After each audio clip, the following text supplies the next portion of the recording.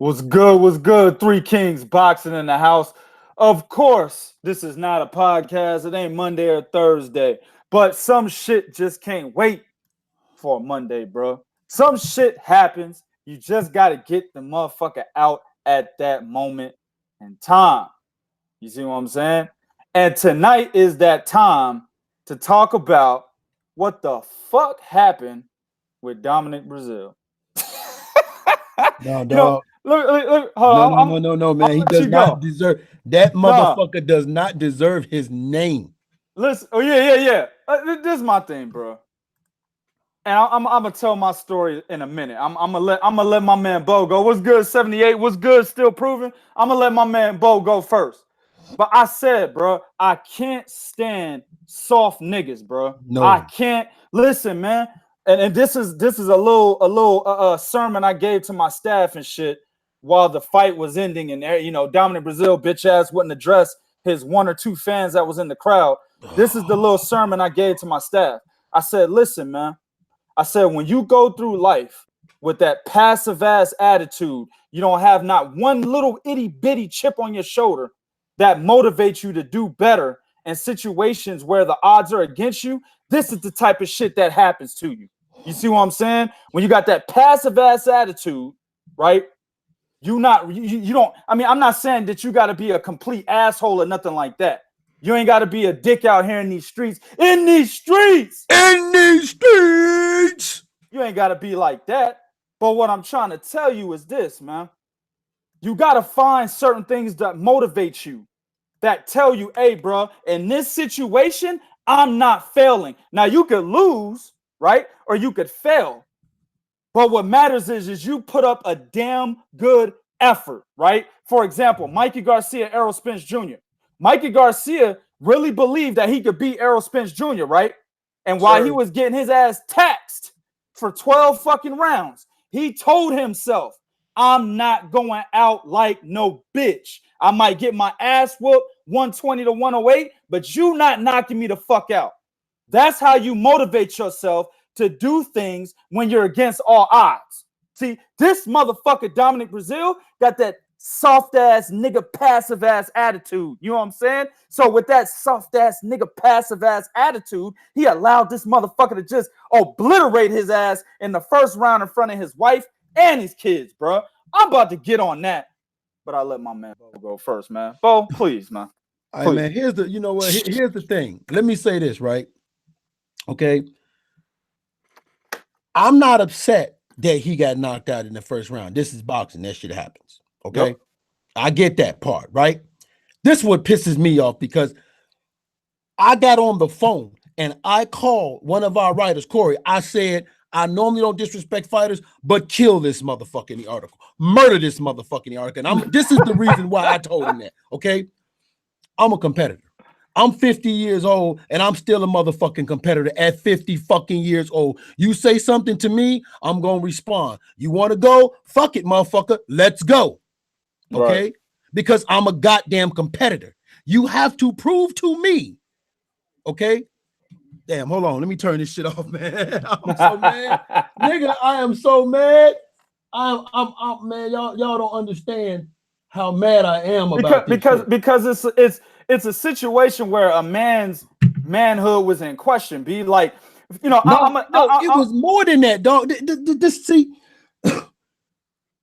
say what you want to say. Like, say what you want to say about Wilder, right? The one thing I will give this motherfucker is he believes in himself so much. You do probably have to put this motherfucker down, right? Okay, you have to put him down. Right? He will come see you. You got something to say. He'll say what he said. Even with the whole murder thing, he wasn't backing up off of it. He said, hey, man, everything I say, I fucking mean. Okay? He didn't back off of that shit. He said, okay, you might, okay, but everything I say, I mean. But when a man tells you, I wish the fuck another man would tell me that you want to kill me. I've had that plenty of times. Dude, you know what I'm saying? I wish a motherfucker would tell me you want to kill me, then I'm going to give you dap, nigga. I'm going to not talk. I'm going to literally turn my face in front of millions of fucking people to give you dap, to hug you when it's my time to talk. That's what I'm not gonna even explain what the fuck happened or say I'm gonna be back. I'm gonna give in to the fact that I got my ass whooped. I ain't shit. I'm a beta male ass bitch nigga and walk off like, wait a minute, not just walk off. You bring another fucking fighter in the fucking ring and talk to him like I ain't shit. That's what the fuck. This is why I said on the last podcast, we need to get rid of these bitch beta male ass motherfucking goddamn fanboy hating ass niggas. They have to fucking go. You have to fucking go. There is no goddamn way in hell Dominic Breazeale was supposed to have behaved like that with all the shit that he talked and all the shit that was talked to him. Okay, let me say it one more time. I have no problem, none at all, with Deontay knocking his motherfucker out in the first fucking round. It's boxing. I think at some point we all knew this shit was gonna happen because the podcast, me and Prodigy said, we was like, Bo, you want to break it down? I said, for what? I said, Dominic was the only way. Hold up. I didn't say you want to break it down, nigga. I said this fight needs no breakdown. I said, tell me what Dominic Breazeale needs to do to win. And I said, not get hit. Exactly. That's what I said, not get hit. Exactly. What am I gonna do? Now, I don't want to get too much into the fight because we are gonna talk about more of the fight on Monday. Fuck that. No, we not. Get into the fight. Okay, I don't want to talk about this shit on Monday. Okay. I'm not really mad at you. Look, let me say this right here. If this is the motherfucking Deontay Wilder, I want to see every fight. I want to see every fight using your fucking jab, building off your fucking jab. I want to see that every goddamn fight. That's the motherfucker. But for now, he did it again. He got Breazeale hurt, and he just went fucking wild because that's what he does. But when he regathered himself, okay, we saw what happened. If we can see this Deontay Wilder on a consistent basis, and I've always said, listen, the problem with Wilder is it is not that the motherfucker don't have skill. He got skill. He just want to he put hands on you and knock you out so much, he throws skill out the window. Okay? And that's his biggest problem. But as you clearly can see, the motherfucker, the jab is beautiful. He got the best 1 motherfucking 2 I've ever fucking seen. And he didn't even catch Breazeale at the end of the punch. He caught this motherfucker with the elbow still bent. That's how much power the motherfucker had. Exactly. He caught him with the elbow 3/4 of the way still bent. Okay? That's a lot of fucking power. He was at his right weight and everything. I was about to give Breazeale some credit because I'm like, damn, he got up after that. But I can't do it now. Why? Because this bitch ass motherfucker gets up, stands over there. Then when they went to talk to him, he turns from the camera, dog. He turned from the camera. Hey, bro. Gave Deontay dap. And I'm sorry. Listen. Talk about killing me or disrespect my family, motherfucker. I'm not giving you dap ever. Listen, bro. He was mad that Jim Gray disrespected him in a way in which when he said, you know, the fans not trying to see you fight motherfucking Dominic Breazeale. You know, the fans don't want to see Joshua fight Andy Ruiz. They want to see you and Joshua get it on. My man felt disrespected when that shit went down. You know what I'm saying? Hold on. But this motherfucker decides to dap the very nigga that said he want to take you away from your wife and kids permanently? No, it's even worse than that. Prodigy, it's worse than that. Okay, here's the problem. Even if you say he felt disrespected by Jim Gray, okay, you address that motherfucker. You a fighter, nigga. No. Why would he do that when he never even addressed Wilder when a nigga sitting there spitting in his face talking about, yeah, nigga, when I put you in the hospital, I'm going to make sure I'm the last face you see because when you in a coma, you only go see my face. Spitting ain't no hold on. Ain't no way a nigga from Alabama, that country, don't spit when he talk. No shit. So I know goddamn well this nigga hot ass breath and spit all over this nigga face. He didn't say a motherfucking thing. Wife and kids standing right there wondering, is daddy gonna protect himself? Nah, nigga, he ain't gonna protect himself at all. That's the shit I'm talking about, man. I'm with you 100%. Hence why I remember, if y'all remember, I said this a while back on Pro. I said, hey man, I hate the fact that Dominic Breazeale did that bitch ass shit with the lawsuit. Yeah. What the fuck was that about? Like, dog, listen, I'm not thinking you disrespect. What happened? We're gonna get into that. Okay. And like that's a whole That's whole right. nother. I'm sorry, dog. I don't care who you are. You fucking disrespect my family. You disrespect me. You talk about taking my motherfucking life. When Kovalev said that shit to Ward, you saw what Ward did, and it wasn't no dapping after that with Andre. Nah, man. It wasn't no dapping after that with SOG. SOG promptly whooped that ass, raised his hands, went to the interview and said, "Whoa. It ain't about them. It ain't even about them. I don't care about them no more. They own news now. I didn't whoop that ass. I'm done." See, when Kovalev was talking that, hey, I don't not only do I want to hurt Andre, I want to put him out of boxing. I want to put him out the high. I don't want him to be the same no more. And what did Andre say? Oh, you don't want me to take care of my family. What went out there and promptly whooped that ass? Hold up. Not only did Ward say that, the motherfucker had the motivation to be like, oh, I'm not failing in this motherfucking fight. Because this motherfucker wants to make sure that I'm no longer alive to see my kids become this, right? They want to make sure that my wife is fucking another nigga while I'm gone. What? Hold on. I'm going to make sure I don't fail in this fight, whether he would have lost or he won, right? However you guys saw that first fight, at the end of the day, he made sure it was a close fucking fight. He gave his 100% effort. And that's what I'm saying about these soft ass niggas. You know what I'm saying? They too goddamn passive. You be like, nigga, shut up, you bitch ass nigga. And the nigga just laugh at you. Hey, man, don't call me that. No, nigga. Taking motherfucking Instagram selfies with a nigga creeping up behind you like he booty busting you. The fuck is wrong with these niggas, man? Yeah, man. Let me go to the chat real quick, man. My man Mike Wilson, 3 Kings boxing in the house. What up, Mike? He said Dominic Breazeale crying like Red and Friday running to the car. Oh, hell yeah. Yeah. My man still proving. He said the post fight was so telling about Dominic Breazeale's character. Exactly.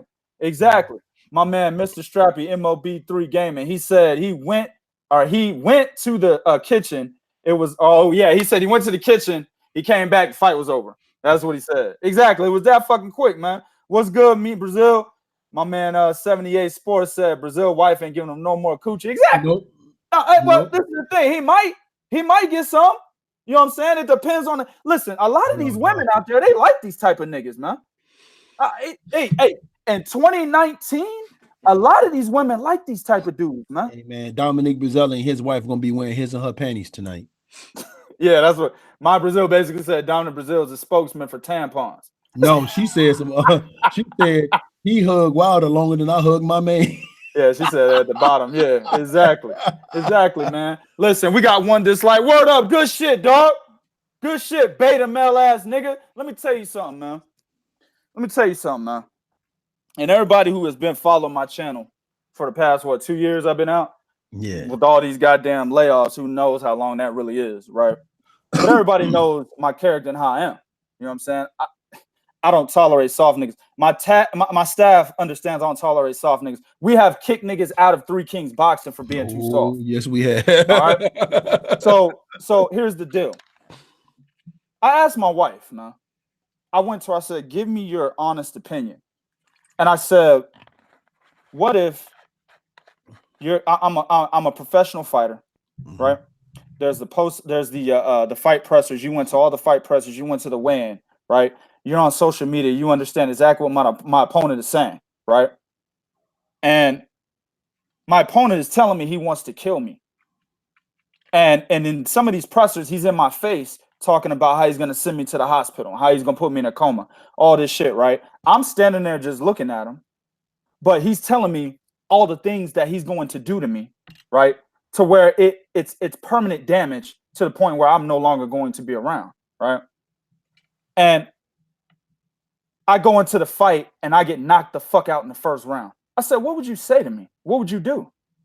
She said, honestly, I would be like, you allowed him to prove to you that he was right. You were scared of him. You let him scare you into believing that you couldn't beat him. Then she said, I think I would reevaluate this nigga. Well, you know what's funny? Let me say this, right?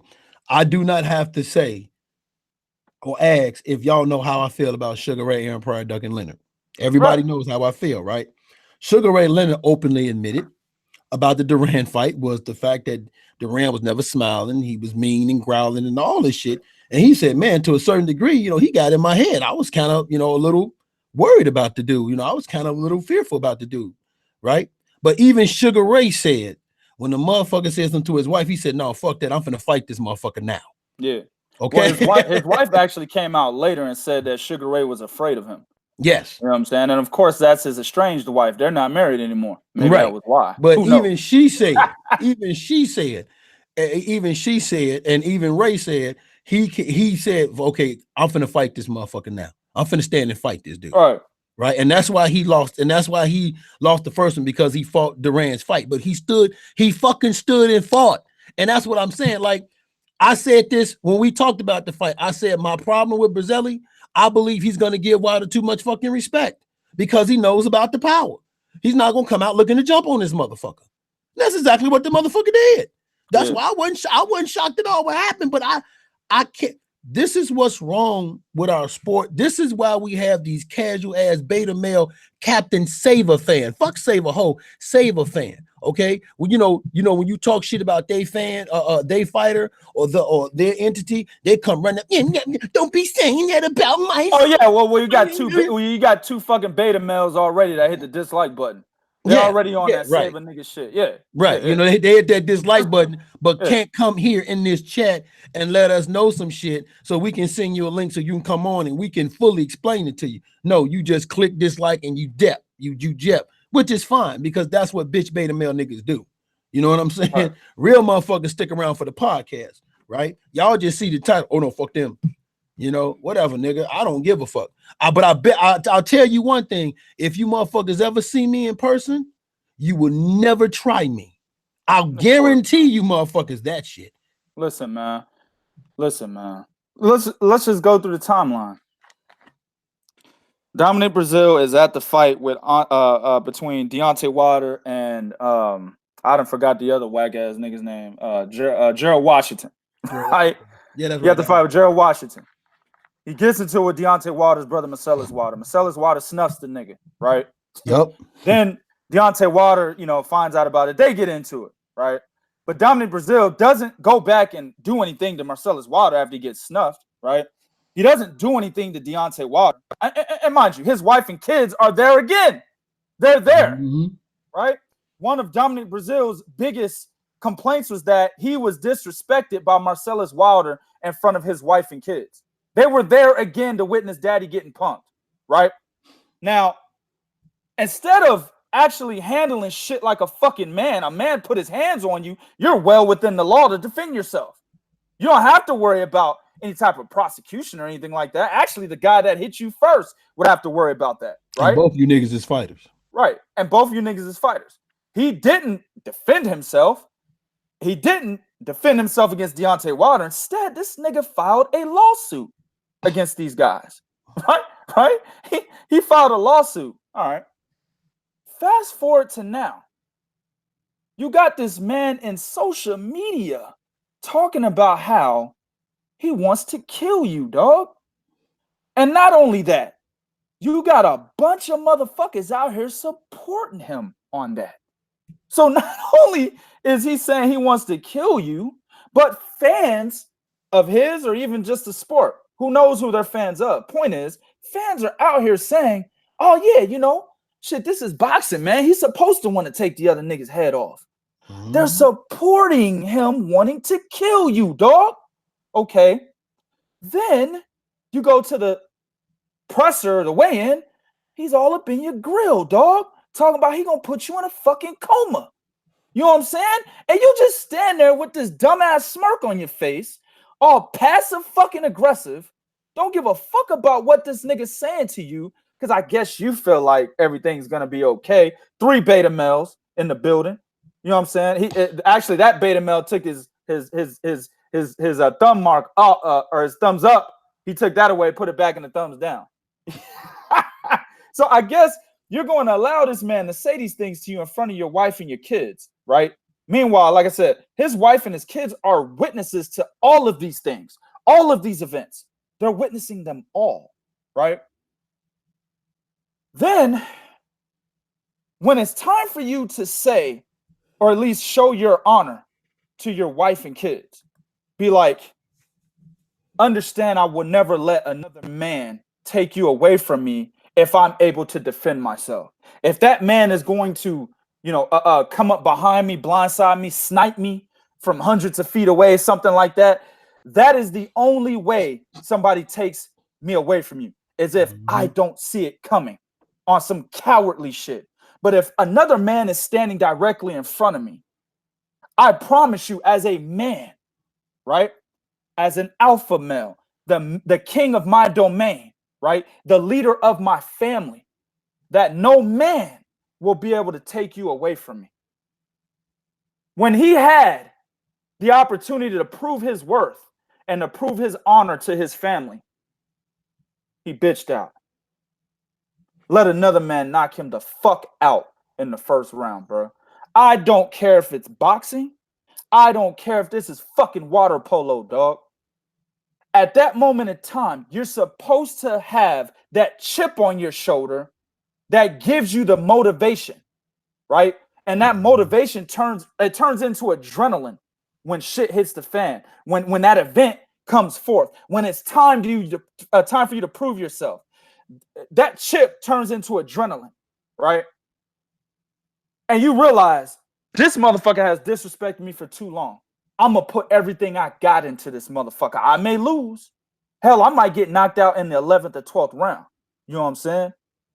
But at the end of the day, this motherfucker is supposed to show him, you can't disrespect me as a man and think that I'm just going to get knocked the fuck out and humiliated in front of all my people. You must be crazy. But this nigga's such a passive-aggressive ass beta male that he allowed it. And on top of that, congratulated him for the disrespect. That's dude. Listen, y'all cats, hold on, man. See, y'all cats don't fucking understand something. They don't get it. Right? Like, y'all don't get it. This is why me and Prodigy, we say we don't align ourselves with fighters. We don't align ourselves with promoters and entities, okay? And this is why when I see these fans doing this shit, like, basically, this is, you know what? This is exactly what happened. Dominic Breazeale let another motherfucker tell him he was gonna fuck him up. Then when it came time for him to talk, he basically sucked another man's dick in front of millions of fucking people. Absolutely. Tim That's Bradley basically style. what the fuck he did. Tim Bradley style. Ultimate Fellatio. Linda Lovelace. Heather Hunter. Vanessa Del Rio. You know what I'm saying? Fuck out of here, dog. Get the fuck out of here. Time to retire. Retire. That's basically what he did. And at the end of the day, I don't give a fuck if his only two losses are to champions. This motherfucker, no, bye. Nah, man, time to retire. Nobody, listen, when you do something like that, nobody's gonna want to see you again. First of all, everybody doubted Dominic. And on top of everything, this nigga was like a huge underdog. Nobody thought he had a chance, man. On top of all of that, nobody thought he had a fucking chance. None of this motivated you, dog. None of it motivated him, bro. None of it. You wasn't motivated. Like, dog, dude, I'm just saying, man, do you not know, man, this nigga couldn't be in the same room after the shit he said to me. Yeah, ain't bro, no stay, you know what I'm saying? Ain't no way, no. He weigh in first, or I'm gonna weigh in first. Because if y'all put that motherfucker in front of me, I'm gonna fucking hurt it. I'm gonna fucking kill him before that nigga can get to me. See? Yeah. See, you allowed another motherfucking man, like real talk, you allowed another motherfucking man to punk you so hard to the point he was not afraid of what the fuck you was gonna bring when y'all got in that ring. He didn't care. Hence why he attacked you like that. He like, I ain't even worried about your bitch ass. Yeah. I mean, I do. I mean, it's just like you see a motherfucker on the street. This is back, when I was a different person than I am today. You know what I'm saying? You see a motherfucker on the street. So the nigga mean so basically like 2 years ago, right? So anyway, look, you see a motherfucker on the street, man. You think you could take him, bro? So you go over there and take what he got. Plain and simple. You know what I'm saying? That's anywhere. You feel like you can walk over somebody, you're gonna take what you feel like you can take from them. You know, if you feel like, let's say you in a conversation with somebody and they can't hold your goddamn jock strap in a conversation, right? You the alpha male in this shit. Well, then you just not really don't give a fuck what he gonna say. At the end of the day, you just like, shut up, nigga. What I say is what it is, bro. I don't give a fuck about your opinion. You know what I'm saying? Yeah, A-side he did. Breazeale got robbed. Exactly. Motherfucker got robbed of his manhood. Yeah, that's exactly what happened. He got robbed. Dominic Breazeale caught a juke in this bitch, man. Exactly. So I mean, I as a straight up dog, as an alpha man, the first thing I said was, there's no way on God's green earth, man, a man is going to tell me that he's going to kill me and I get knocked out in the first round, bro. I've had niggas tell me they was going to kill me all over the place, man. 35 years of my life, man. Let's say when I got to about 18, right? Mm-hmm. So that'll say 15, or I'm sorry, 17 years of my life. I'm thinking I'm 33. 17 years of my life. I've had niggas tell me multiple times they was going to kill me. You know what I'm saying? Not one time did I concede to that motherfucker. You know what I'm saying? Not one time did I say, oh man, let's dap and squash it. Nah, man. Not one time did I let that motherfucker deter me from becoming the man that I am today. You know what I'm saying? Not one fucking time. And Dominic Breazeale is that type of dude, though. He would let a nigga deter him into being what he could be, right? Or what he feels like he should be, right? His ultimate goal is probably be a world champion. The thing is, he probably doesn't have the skill to become a world champion in the heavyweight division. You see what I'm saying? He ain't got the heart. Now we found out he ain't got the heart. Exactly. But from his perspective, he feels like he has the heart. If you ask him, he'll say, yeah, nigga, what the fuck is wrong with you? Why you think I ain't got no heart? He'll say some shit like that, right? He'll be like, my ultimate goal is to become world champion. If he doesn't retire, I would assume, if I talk to Dominic Breazeale, that his ultimate goal is to still try to be world champion, correct? Yes, so correct. With that being said, he allowed this man to deter him from that goal. He allowed this man to deter him from not even being a competitor to even achieve this goal, man. That shit is bad, dog. You know what I'm saying? At that point in time, in my opinion, it's time to retire. You know, find you a nice little desk job and shit, man. Look, Geico's hiring for niggas at their call center. You know what I'm saying? Only reason why I know that is because my mother-in-law just got hired there. You know what I'm saying? Well, he was doing something like that, I think, before boxing, wasn't he? My point is, though, they're hiring out in California. That's where she lived. That nigga could get him a nice desk job working for Geico, bro. Because he ain't ready for boxing. No. He's not ready for at least the upper level in boxing, but that's what you do it for. You know what I'm saying? You do it to get a little money here and there, but you're not going to get more money fighting bum-ass niggas. You get the money beating at least you got to be one of the top level fighters in order to get into that circle where you're one of the top paid athletes in that division. You got to beat one of the top level fighters. You got to take one of their spots.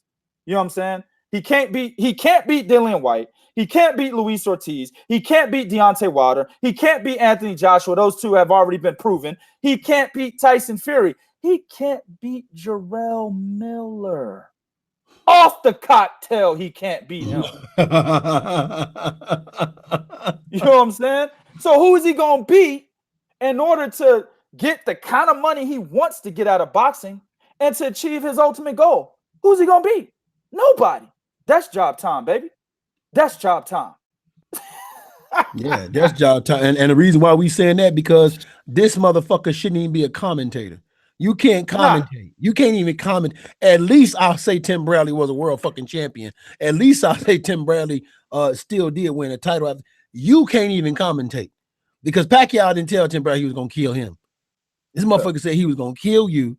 Then in front of millions of people, you basically sucked this man's dick in the middle of the goddamn ring when the camera was on you. Why? Because you got in your feelings about Jim, feeling like Jim Gray disrespected you. I got news for you, bro. The motherfucker dick you sucked in the ring disrespected you. Man, see, Wilder felt so bad that he had to. Wilder kind of contradicted himself in two separate interviews. The first interview with Jim Gray, he took back what he said. Then the second interview with whoever, he said, I don't go back on what I say. But here, Wilder not really 100% upstairs. You know what I'm saying? Shout out to my man, Colossal Boxing Talk TV. He's in the house. He an Alabama nigga too. He know what I'm talking about. Y'all niggas ain't 100% upstairs, dog. You know what I'm saying? No shit. I'm a Texas nigga. That's why I'm saying it. I can say that shit. But here's the thing, though. You know, in the first interview, he's like, you know, ah, man, you know, he specifically said sometimes we say things we don't mean. He said that in the beginning. You know what I'm saying? Then he goes into, you know, we're gonna squash the beef and all that, blah blah blah, yada yada yada. The next interview, he says, well, I don't go back on what I say, but hold on, dog. You said in the first interview, in the very first one of your first statements, was that you say things you don't mean. That's basically saying I didn't mean what I said. You see what I'm saying? So Wilder felt so bad for the nigga that he was like, damn, I don't know how to feel right now. Should I take it back? Should I still be that nigga that I portray myself to be? I don't know what to do. Yeah. That's how he even said himself. He said, when I hit him, I saw his body language. You know, he felt like, fuck, I don't know what to do. You know what I'm saying?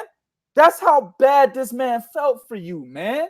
Dude, you can't tell me with the way Breazeale dropped motherfuckers, because you know Wilder was talking about killing him. You can't tell me with the way Breazeale dropped motherfuckers thought, damn, did he really kill him? Well, Clarissa Shields went on Twitter. She said, damn, I can't lie. When that shot landed and I didn't see Breazeale move, I thought, oh no, I don't want him to die. This is what she said. I don't want him to die. And then when she saw him move, she said, oh, thank God he's okay. You know, so she just answered your question. She actually thought he died. You know what I'm saying? And you know, she could have been playing, you know, with the fans and all that by saying that. It didn't seem like to me that she was playing, because me, honestly, I didn't think he was dead, but I saw how stiff he was when he went down. He was fucking out of there. Like, before the ref started counting, I was like, fight is over. And it was actually, you know, it was weird to me that the ref actually counted. I said, what the fuck is he counting for? Yeah, I know. What the fuck is he counting for? This fight is over with. The fight is over with. The way he went down, dog. No, yeah. Man. I mean, his eyes wasn't even open, G. Hey, man, everybody in the chat talking about, well, a lot of people in the chat anyway, talking about Anthony Joshua, Deontay Wilder. They think the fight's not going to happen. Let me ask you this, man. What do you think about Deontay Wilder? Let's transition into that. What do you think about Deontay Wilder and his statements after the fight, man? He talked about, you know, oh man, we just gonna squash the beef. You know, all of us gonna get together. You know, his team and Joshua's team, we're gonna get together. He said, I really believe in my heart that the fight is gonna be made. You know what I'm saying? And basically, Jim Gray, you know, like I said earlier, told him, we don't want to see you guys fighting these other guys. It just needs to be you two. You know what I'm saying? You two need to get in the fucking ring. And Deontay Wilder said, hey, I don't want this to be a Lennox Lewis, Riddick Bowe situation. You know, we really need to get this fight made. What do you think about that, man? Do you think there might be some type of agreement that we don't know about that's in the background that's allowing Wilder to say, you know what? Because remember, he came out in the meeting and was like, I ain't even thinking about Anthony Joshua. I got Dominic Breazeale, I got Luis Ortiz, and Adam Kalnaki. You know what I'm saying? I'm not thinking about Anthony Joshua anytime soon. But now in this post-fight interview, now he's saying, well, I think the fight is going to happen. I think it's going to happen soon. What do you think is happening behind the scenes, man? Yeah, it's definitely something going on behind the scenes. And this is the reality of it. And just like you said, it's way too much money on the table for all of them to lose out on, right?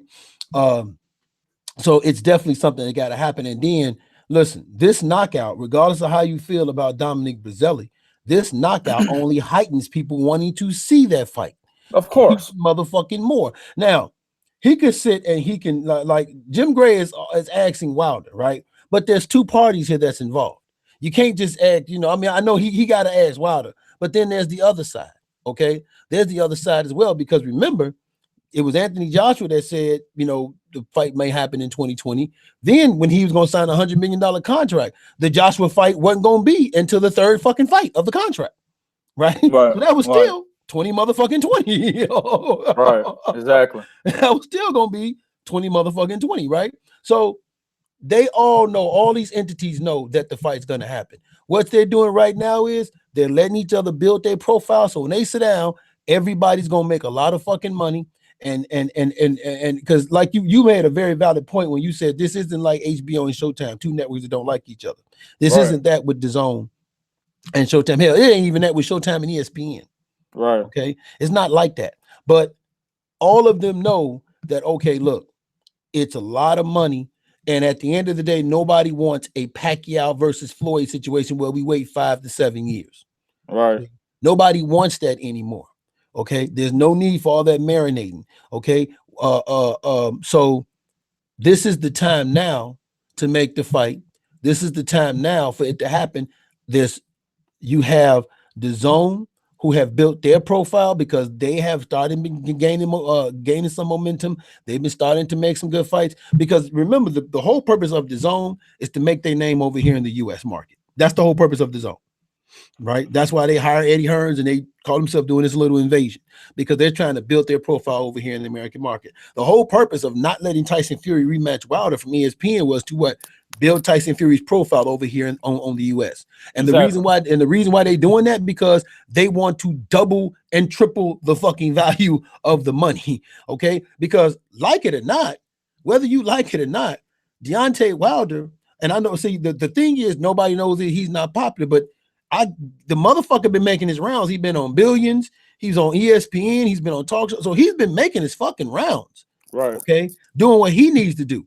The other motherfuckers got to make their rounds. And once that shit is done, trust me, they're going to make this fight, because there's no way you're going to sit and tell me after this performance that motherfuckers ain't like, yo, dog, like after this, I'll guarantee you social media is going to be blowing up saying that Wilder fights like this, he going to whoop Joshua ass. And why, you know what I'm saying? Mm-hmm, but I believe it's going to happen now, because normally Wilder is talking, where you at? AJ, where you at? He like, listen, man, the fight. He's talking like, this motherfucker talk with so much sense for a Bama nigga. I thought he was a Midwest nigga. I understood his words for the first time. You know what I'm saying? Yeah. I understood. So he said, listen, man, the fight's going to happen. You know, the teams are going to sit down. The network's going to sit down. Maybe even me and Joshua ourselves going to have to sit down. You know, the fight's going to happen, you guys. Just, you know, there's talks and stuff going on behind the scene. We know what's at stake. We know what's going on. So it's definitely going to happen. It has to happen. Yeah, I mean, I agree. And like I say, man, there's always some shit going on behind the scenes that a lot of people don't know about. Even media is not privy to a lot of that shit. You know what I'm saying? But at the end of the day, when I saw how he changed his tone at the end of that fight, that kind of told me a little bit of something. You know what I'm saying? My man Mike Wilson said, what's happening now is both camps waiting their time, because hundreds of millions of dollars on the table for both parties. With that said, strike while the iron is hot sooner than later. Also, he had said earlier, there's too much money on this table for it not to happen. I'll say that particular sentiment is not always true. There was a lot of money between Lennox Lewis and Riddick Bowe at that time, and that never happened. You know what I'm saying? There was a lot of money between what was the fight that Top Rank marinated? Juanma and Yuri Ortiz Gamboa. Cuban Cyclops. Yuri Ortiz Gamboa. There was a lot of money on the table for that fight. At that time, everyone wanted to see that shit. That fight never happened. Well, Juanma got knocked out by Orlando Salido, but it still never happened. You know what I'm saying? So at the end of the day, you know, a lot of motherfuckers want to see this fight, but there is still a possibility, regardless of the amount of money that's on the table, of this fight not happening. You know what I'm saying? Mm-hmm. So, but I do believe that it will happen. I've always believed that it will happen. I just didn't know when the shit would happen. You know what I'm saying? I still don't fucking know when it's going to happen. I think because of the era of social media, they can't get away with it like they did back then. You didn't have social media at the height back then. Like, think about it, dog. You had a situation. Yeah, good shit, man. Yeah, think about it, dog. I saw that bullshit, man. Yeah, man, I saw that goddamn perkity faggoty shit, man. I was like, man, what the hell? But think about it. You didn't have social media back then at the height when Riddick Bowe dropped that belt in the garbage can. You didn't have social media then at the height when Gamboa and Wama, Gamboa and Mikey Garcia. Okay, exactly. You know, you didn't have social media then when Osalina Fuentes and Joe Casamayor was trying not to fight Floyd. So you didn't have social media at the height. Hell, person I see. Remember when Floyd called out person I see my man? Yeah. You didn't have social media at the height then. The reason why fighters can't get away with it now is because of, like you said, because of social media. That's why they can't get away with it. You know, you either have to make yourself either like in a situation of certain fighters like Andrade and Rigo, they weren't active enough for anybody to give a fuck. Right. Just like Gary Russell. We talked about that the other day. You ain't active enough for a motherfucker to give a fuck.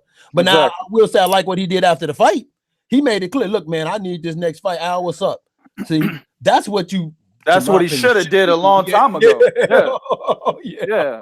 Nigga, you wait till you're 33 years old to do some shit like that. Right, so you didn't have social media because I've had arguments with cats when they would say, Mike Tyson never, fight nobody. I said, no, dog, Mike Tyson did not fight Riddick Bowe. Mike Tyson did not fight David Tua. Mike George Tyson did not Foreman. fight Ray Mercer. George Foreman. George Actually, Foreman. George Foreman, or I'm sorry, was it Mike Tyson was like, I believe he was either ranked number 2 or 3. Man, a lot of people say he was the mandatory for whenever George Foreman knocked out Michael Moore at that time. And I remember a statement from Mike Tyson basically saying that Cus D'Amato basically told him that is the type of fighter you want to stay away from, is a fucking George Foreman. He actually trained him to fight, or at least to fight that particular kind of style. But it was still the kind of, he said he would talk about George Foreman in a way that he didn't want to fuck with George Foreman if he were to meet him in the ring one day. You see what I'm saying? So, yeah, I mean, a lot of people who know boxing from back then know that Mike Tyson ducked the shit out of George Foreman. Yeah. You know what I'm saying? So, I mean, there's a lot of fights that didn't go down, and there could have been a lot of money on the table. But at the end of the day, like I said, I do believe this fight actually does fucking happen because both fighters actually want it. But it's just a matter of when the fuck is gonna happen. I can't say when that's gonna happen. Jordan Campini, I disagree with you. He said at lost one, I have been promised the AJ fight for 2 years. I'm more upset with Showtime. Wilder have received no love for a long time. I don't think he has much input on his next fight. No, I disagree with you. I'm gonna tell you why. We interviewed Jolena Mazzoni. She is the vice president of operations and matchmaking for Main Events. She said this out her own mouth. At the end of the day, the fighter has the last word, right, as to who he fights. So not only is it Wilder, it's also Joshua, it's also Fury. Okay, so so it's not just Showtime. No. All of these guys are complicit in what's going on because of the fact that we have the money. Think about this for a second, right? Hold on, Umar. We don't have a best heavyweight, man. Three Kings Boxing don't align themselves with no fighters, man. That way we stay objective in everything that we say and do. We don't have a now. best If you want to heavyweight. ask me how would I rank them, like 1 through 5, that's something different. Yeah. Okay. But as like who's your best heavyweight? No, we don't have that. But think about this for a minute, right? Terence Crawford, who is a dog, we know this, right? Terence Crawford has no problem calling you out, letting you know who you are to your face. At the end of his fight, what did he say? When they asked him about Spence, he said, "Hey man, if the promoters get together, and talk, maybe we have a fight." Terence Crawford never talked like that. Earl Spence said the same shit. Yeah, exactly. You know what I'm saying? Motherfuckers ain't never talk. You know why they talking like that? Because they're being complicit in knowing, hey man, there's a lot of money right here, and we're trying to build this up. Exactly. See? Exactly. So no, I disagree with you on that one, man. All right, man. Let's transition, man. I'm tired of talking about beta male shit, bro. It's making me feel kind of soft, nigga. Yeah, no, Spencer. Spencer and Crawford, they are cool. But what I'm saying to you is, listen to how they're talking when it's coming to each other versus when it's like Spence was talking about snatching fucking Thurman by his ponytail and shit. Yeah. Remember that? Remember Crawford was telling motherfuckers in crowd, "Hey, did you get what you was looking for?" But when it comes to each other, they meeting up at games, exchanging phone numbers, talking, joking. You know what I'm saying? Like, so they know that fake ass exchange. Yeah, you know what I'm saying? They know. Like, hold on. Terence Crawford's like, you didn't answer my call. And Earl Smith's like, nigga, I ain't got your number. And then Terence Crawford's like, well, you got it now. And he starts smiling. Like, get the fuck out of here with that whack ass exchange. Yeah. You know what I'm saying? Like, get that shit out of here, man. Right. You know what I mean? They all are complicit because they know, hey man, it's a lot of money in here. So we're gonna, you know what I'm saying? We know we already know we're gonna fight. So it's just, hey, we gotta let this shit run its course. Yeah. Exactly. I mean, Crawford Spence, I don't know about that one. You know what I'm saying? Now, I know our affiliate Pep Talk UK, they interviewed Bob Arum. We talked about this in the last podcast. They interviewed Bob Arum, you know what I'm saying? And Bob Arum said in that exclusive that he's already talked to Al Heyman and that fight will happen eventually. That's Bob Arum's words straight out of his mouth. So, I'm inclined to take it because it was an exclusive. But at the same time, man, just given the situation, unless Bob Arum and Terence Crawford are willing to pretty much concede everything, or Al Heyman is like, look, we understand. For some reason, Al Heyman does a bad business move and says, all right, we understand Terence Crawford is, a top pound for pound fighter, even higher than our guy. So we'll let you have some things that we would normally be able to keep. You know what I'm saying? Unless some shit like that happens, I don't know how that fight gets made, bro. You know what I'm saying? Unless Terence Crawford goes over to PBC. You know what I'm saying? But it is what it is. Let's go ahead and transition over, man.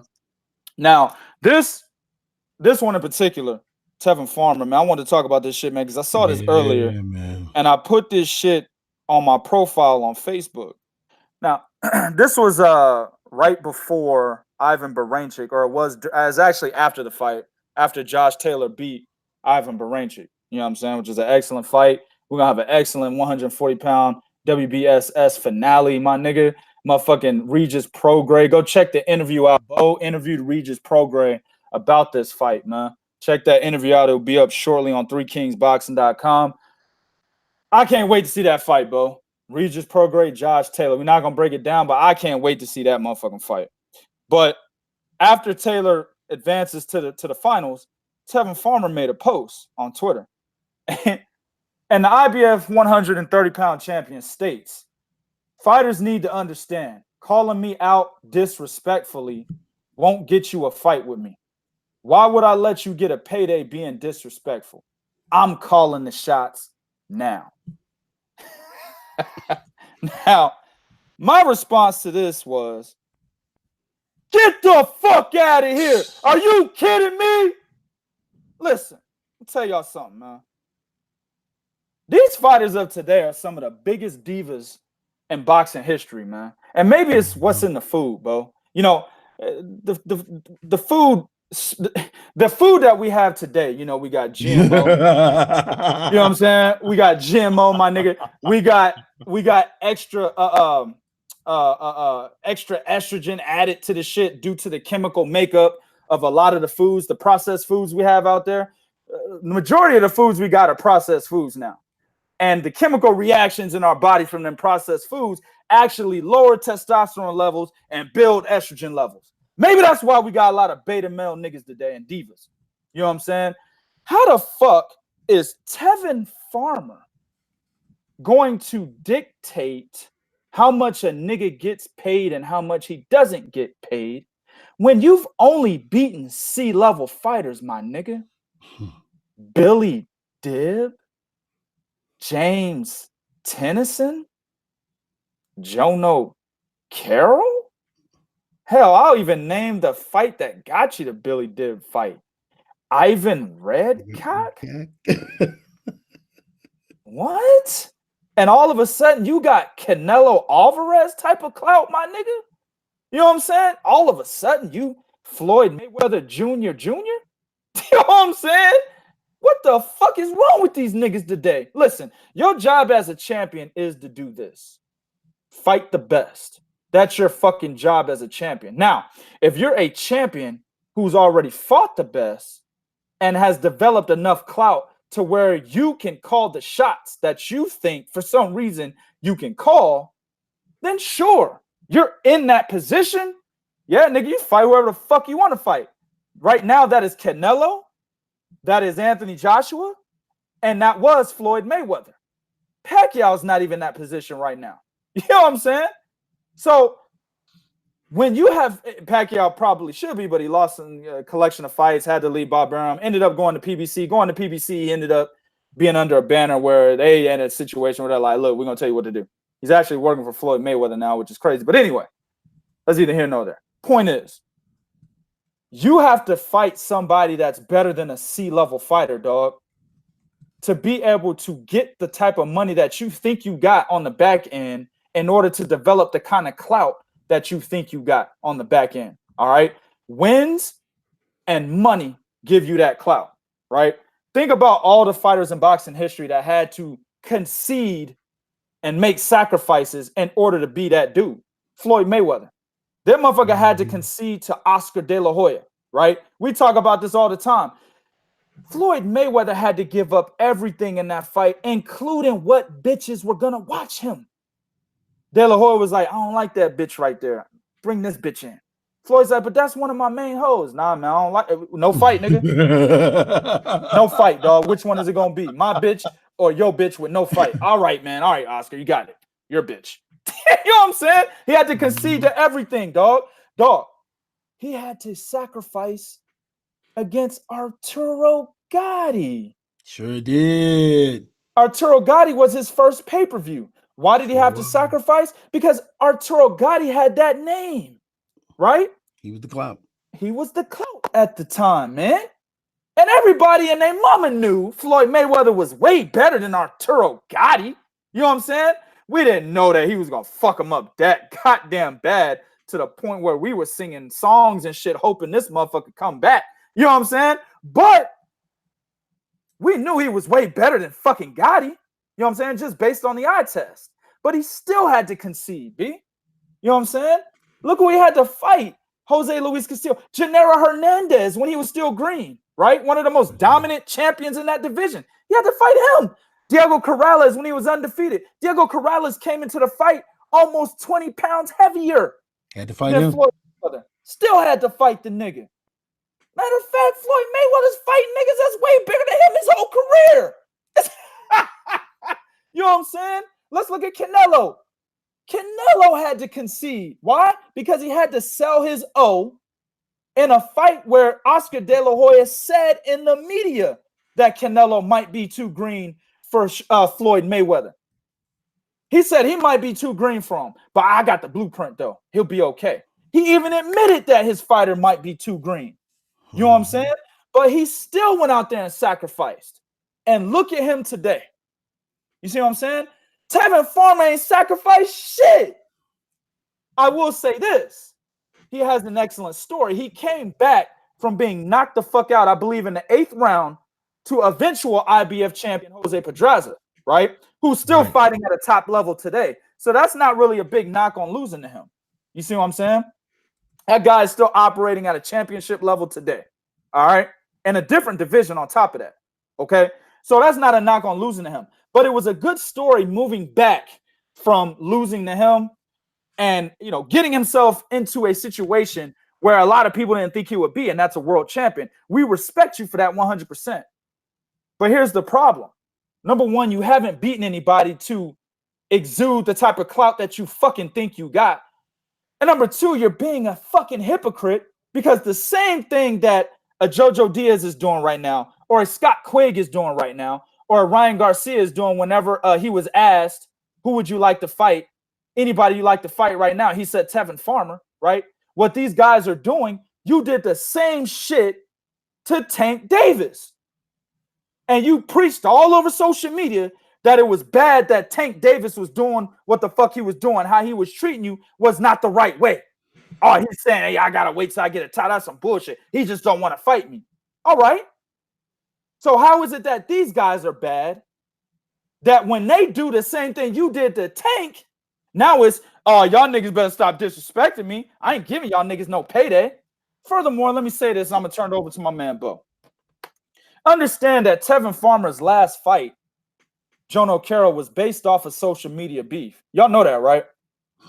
Joan O'Carroll was in an IBF eliminator against Guillaume Frenois, that French motherfucker that he should have lost to, right? They called it a draw. He didn't win the eliminator. Tevin Farmer immediately made a fucking video saying right after that fight, I'm still gonna give Joan O'Carroll the fight. You know what I'm saying? I'm still gonna fight him. People that knew about this shit were like, why the fuck is he fighting Joan O'Carroll? This nigga just had a draw with a dude nobody knows. You know what I'm saying? A dude that has the same base style as Tevin Farmer as a boxer from the outside. Why the fuck would he fight him? He drew with a guy that doesn't have the skill set as a Tevin Farmer, but the same base style. That's stupid. He fought him because of the social media beef. You see what I'm saying? The social media beef was big enough to be able to sell that fight. So my point is, why is it that Tevin Farmer is bitching and moaning and complaining right now about something he started? You gave a fight to a nigga that didn't deserve a fight, and I fuck with Joan O'Carroll. He follows Three Kings Boxing, by the way. I fuck with him. Almost every post I make, Joan O'Carroll likes it. You know what I'm saying? I fuck with him, but as I said, we right down the middle. This is why we don't align with any fighters. Because we can say this type of shit. You gave a guy that didn't deserve the shot a shot because of the beef that y'all had behind the fucking the matchup. So why is it that you're complaining about that when you see other guys on social media trying to make a beef with you? You don't think that they saw that you gave John O'Carroll that shot because of the beef? They probably like, shit, if I fuck with this nigga, he gonna give me the shot too. Get the fuck out of here, dog. Be somebody, nigga. Then come talk to us. Go ahead, Bo. Listen, here's the thing. Let me say something, because we wrote an article on Three Kings Boxing, right? There was a couple fighters that was kind of calling out Farmer. Okay, one of them was I think Scott Quigg was one of them. Jojo Diaz was another one. Damn, I can't think of the other cat name. It was 4 dudes, right? And they was Ryan Garcia was one of them, right? And I can't remember the other guy. But here's the thing. The only 4 dudes that called him out was Ryan Garcia, Guillaume Fornois. Guillaume Fornois, that's it. I couldn't think of the name. Well, that's the dude that drew with John O'Carroll. He just called him out recently.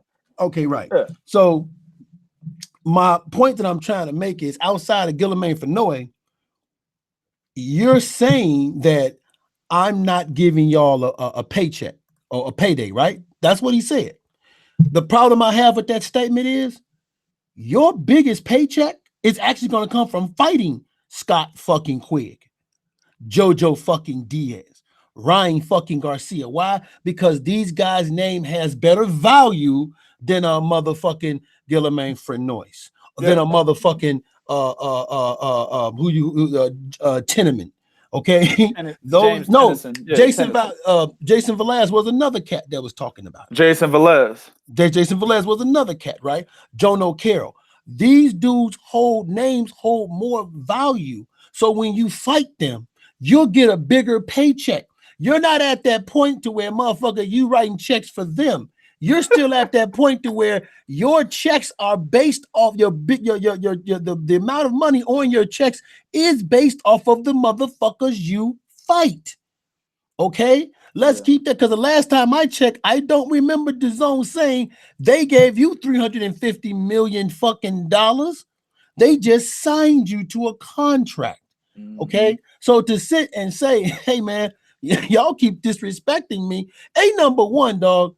This is boxing. So if you telling me Masayuki Ito comes out and says, man, fuck that wobbly ass motherfucking Farmer, I'll whoop his ass. You're gonna be like, well, fuck it, I ain't fighting you. Fuck it, I don't want your title. You disrespected me. We're not gonna have a unification. Right, we're not gonna have a unification. Okay, you was so willing to fight Andrew Cancio that even when they told you it wouldn't be unification, you was like, I don't give a shit, I just want to fight him. Okay, hell, you called out Burchell for not even mentioning you and mentioning Ito.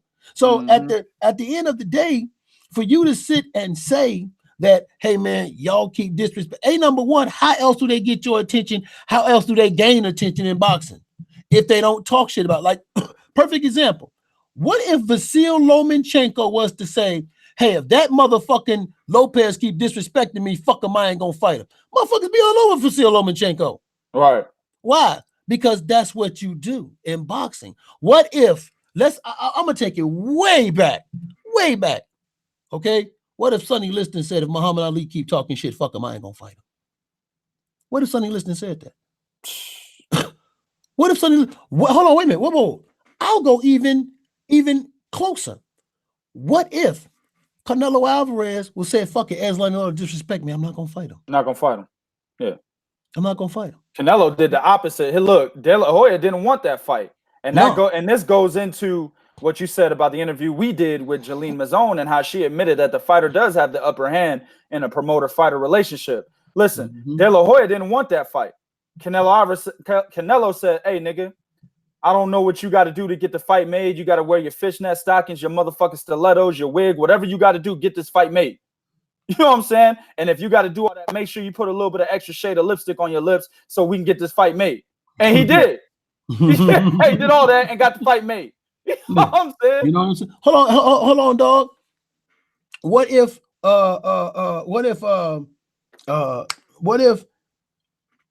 fucking what's the fighter name, dog? Damn, nigga, you can't come up with an idea and not remember the fucking Oh, idea. cuz, man, you started talking and you know I'm old and shit.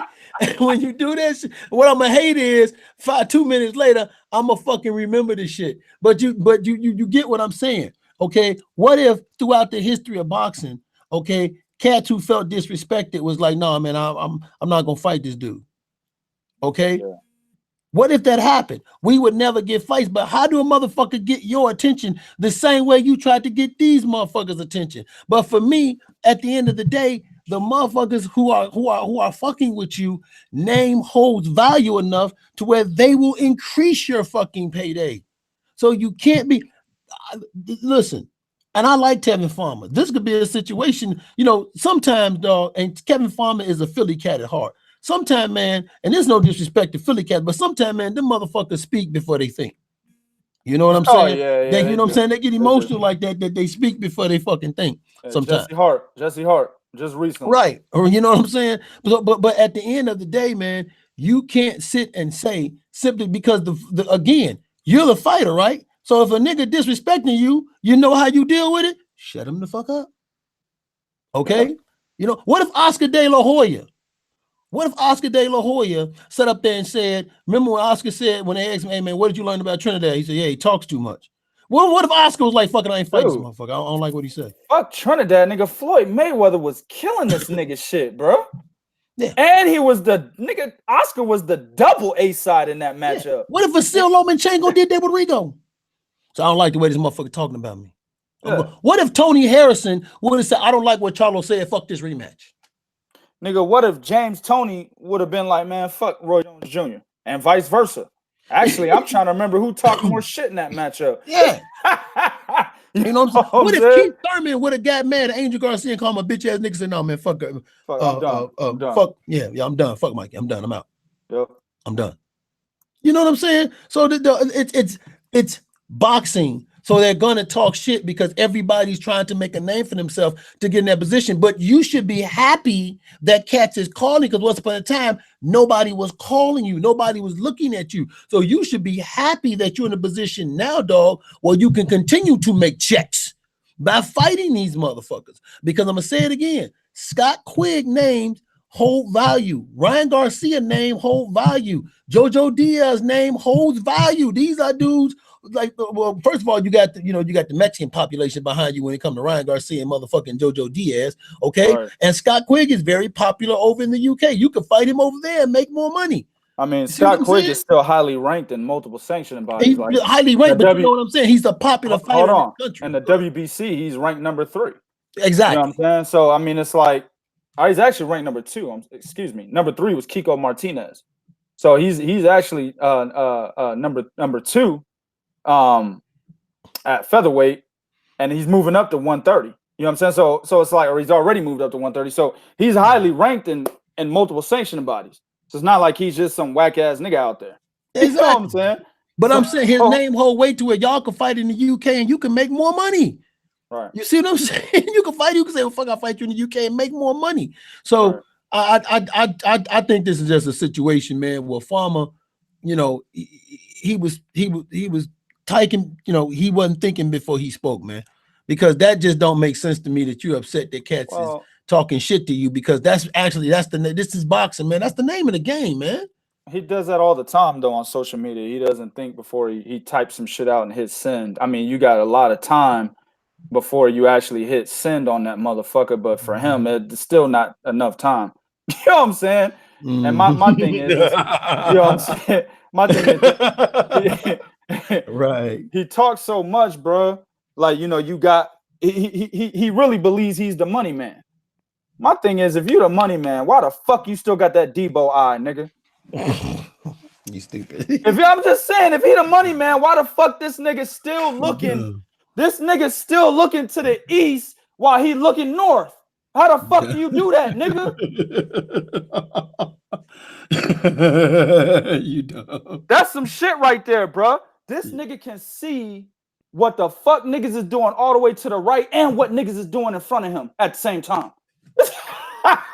Yeah, that's fuck out of here, bro. Yeah, dog. Yeah, that was something that that was one of them things that Tevin Farmer. If there's ever a situation where you wish you could take something back, that's one of them right there, man. Yeah. That's one of them right there. Yeah. All right, man. Talk to me about Naoya Inoue, man. Is that motherfucker beast or is he whack? Is he just some whack ass Asian fighter, dog? Because that's what I've been hearing. Like, wait a minute, you got Naoya Inoue top 4 pound for pound. I'm like, yeah, what's wrong with that? Oh, that nigga, man, he ain't ready, dog. Like, nah, man, he ain't done that, man. Man, he ain't fighting nobody, man. Man, that nigga whack, B. Is he whack, bro? Man, listen, dog. Listen, dog. Naoya Inoue has grown into who he really is. He's a fighter, just like I said about Canelo. Naoya Inoue, ring IQ finally grew into his ability, and this is what we're seeing. We're seeing a motherfucker that totally, fully, 100% understands who he is and what he can fucking do, and he's doing it with fucking ease. Okay, that's what we're seeing right now. He ain't just the real deal. He ain't just the monster. I'm giving this motherfucker a new name. He's the fucking destroyer.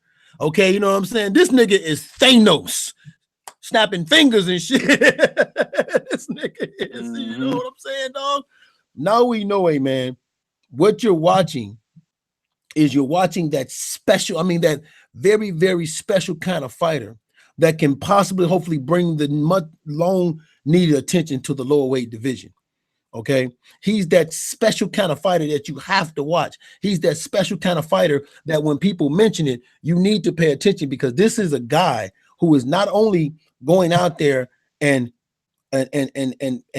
fighting these top guys, he's beating these top guys with relatively ease and not making it look hard at all.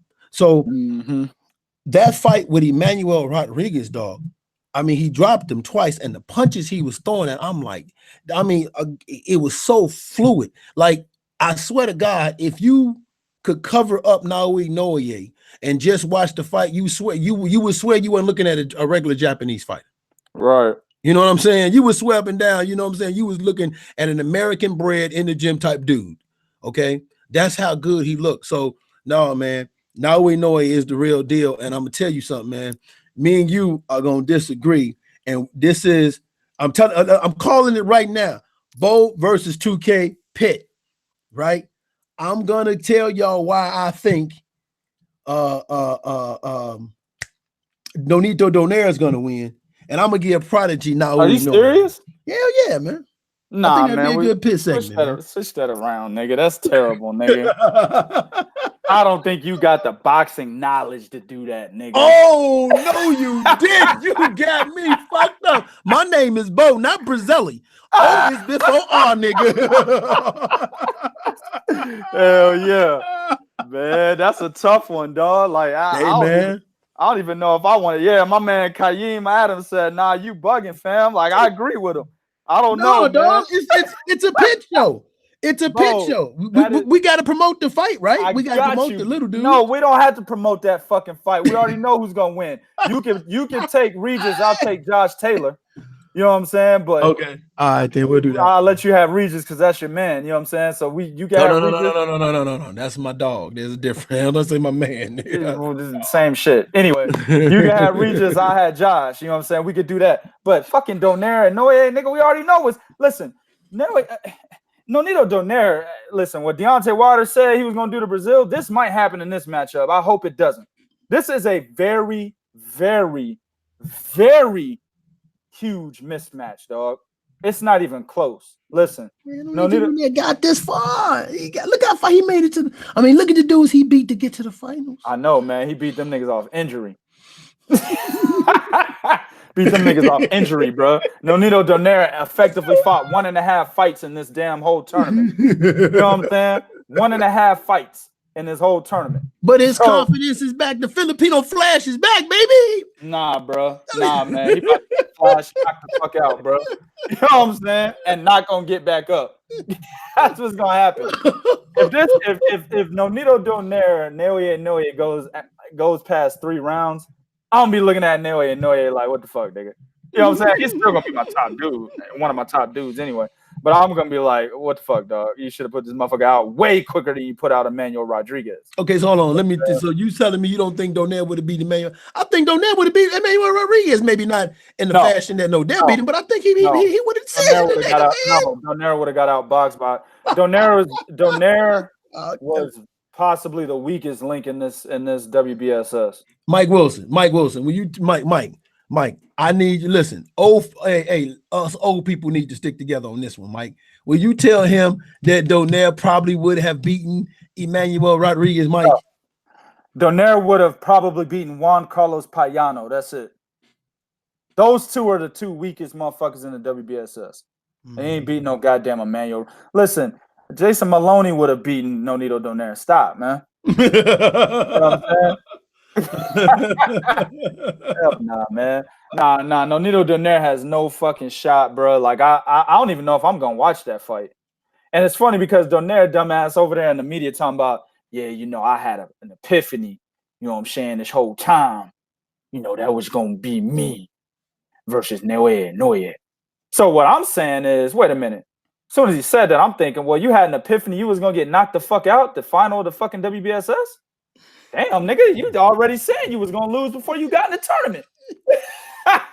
This motherfucker basically said, y'all, dog, I'm gonna get to the final and get my ass beat. That's what I got for myself. That's what I see for myself, dog. Like, there's no way you beat this guy, man. How? Not even the old Naoya Inoue who beat Omar Narvaez, who will be a common opponent between the two. Not even that fucking Nonito Donaire can beat Naoya Inoue. You know what I'm saying? Not even that one. And that was at bantamweight. That fight was at bantamweight because Omar Narvaez moved up from 115 to 118. I'm sorry, 112 to 118. Sure did. So that fight was at bantamweight. He can't beat this guy ever at any point. You know what I'm saying? And he's not even at his best right now. There's no shot. You know what I'm saying? The way Nonito Naoya Inoue dispatched Omar Narvaez was better than the way Nonito Donaire beat him. I understand a lot of people say, well, Omar Narvaez was old. The motherfucker was still dominant. He was dominant. Yeah, that was his 7th title defense, I think it was. He was dominant before he lost to Nonito Donaire. Then he was dominant again before he lost to Naoya Inoue. Yeah. So, and he lost to Donaire by decision, if I'm not mistaken. Yeah, my man Kayeem Adams. Are we going to hope for an injury? That's the only way Nonito Donaire wins. This motherfucker is the luckiest man in boxing right now. Everybody getting injured. Listen, man, I need to know if Nonito Donaire and Manny Pacquiao are related. Because you know Manny Pacquiao's mom does that witchcraft voodoo shit, dog. You know what I'm saying?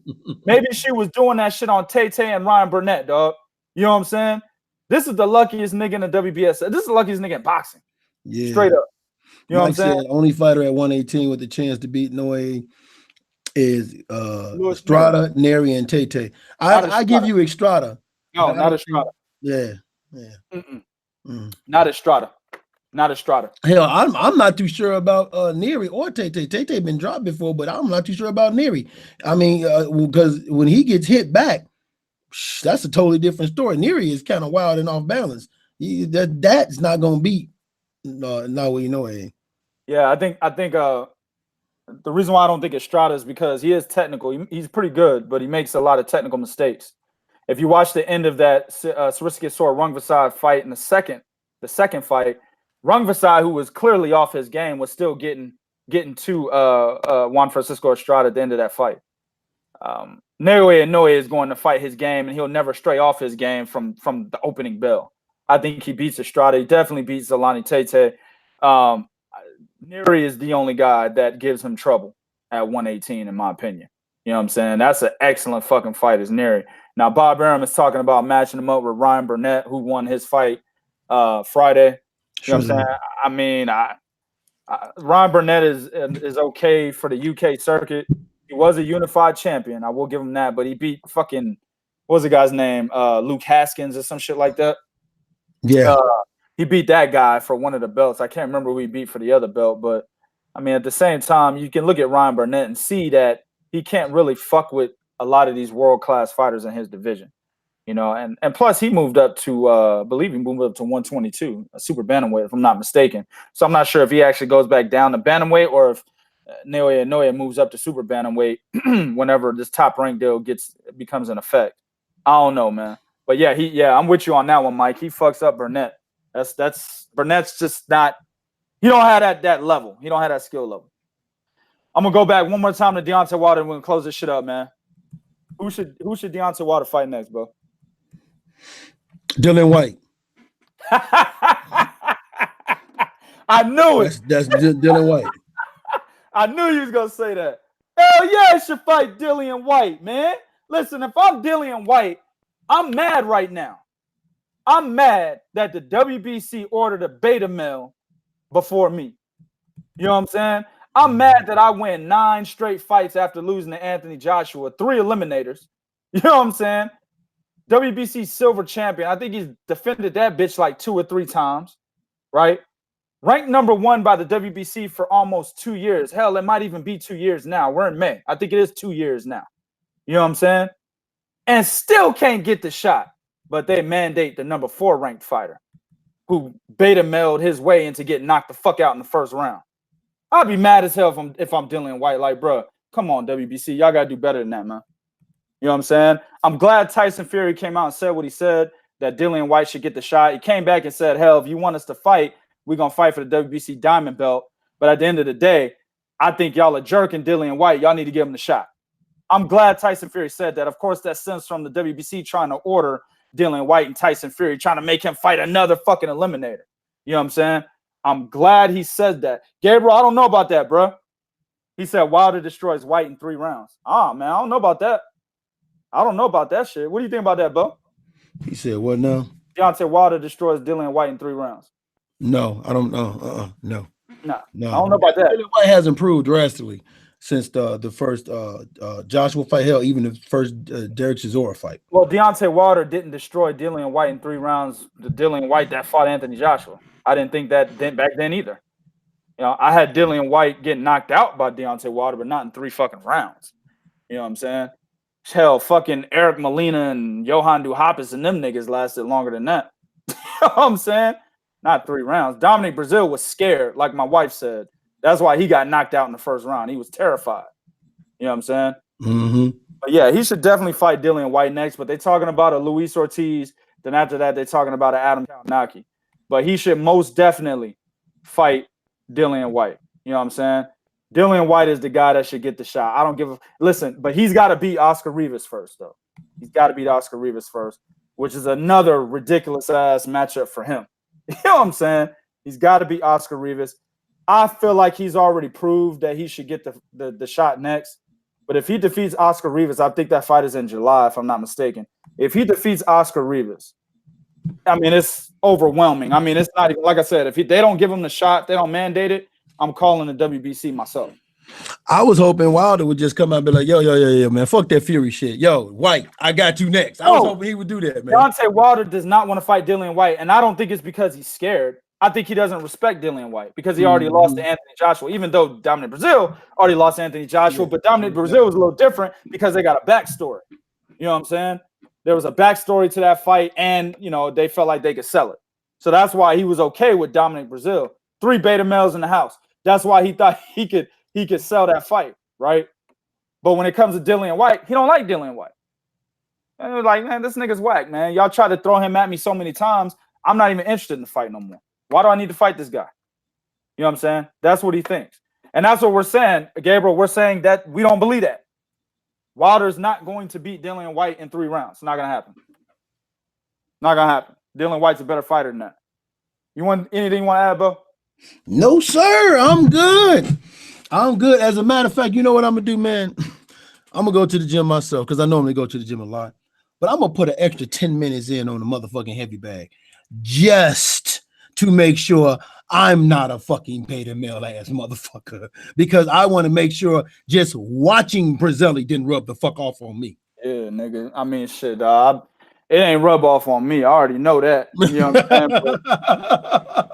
But my thing is this, bro. A lot of niggas is getting cut off tomorrow, bro, because I got, you know, my beta male radar is about to go off again, bro. And, you know, what I do is I go on my social media. I look at my damn contacts.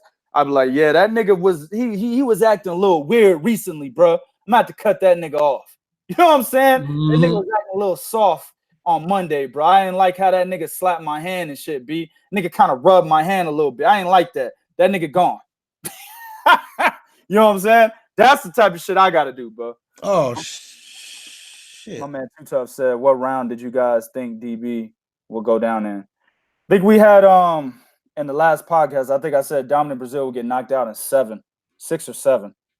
And I don't remember what Bo said. Bo, stop doing other shit, nigga. We on the podcast. No, Darrell just hit me up, said tell 2K to send me a fucking We're too late for that, man. Yeah, I know. I saw that shit, man. What round did you have Dominic Breazeale getting knocked out in? I can't remember. No, I said I said the 5th. Yeah, 5th. I know I said the 7th or the 6th. I can't. Because I remember I said the 5th for that, and I said the 8th round for which I was way off on both fights. I said the 5th for that, and I said the 8th round for you, man. You were Rodriguez. Yeah. Yeah, look. Hey, y'all niggas listen, Three Kings Boxing, man. If y'all niggas want to get on the show, let me know beforehand. Y'all see that I put that shit on Facebook. Let me know beforehand. Be like, hey, send me the link.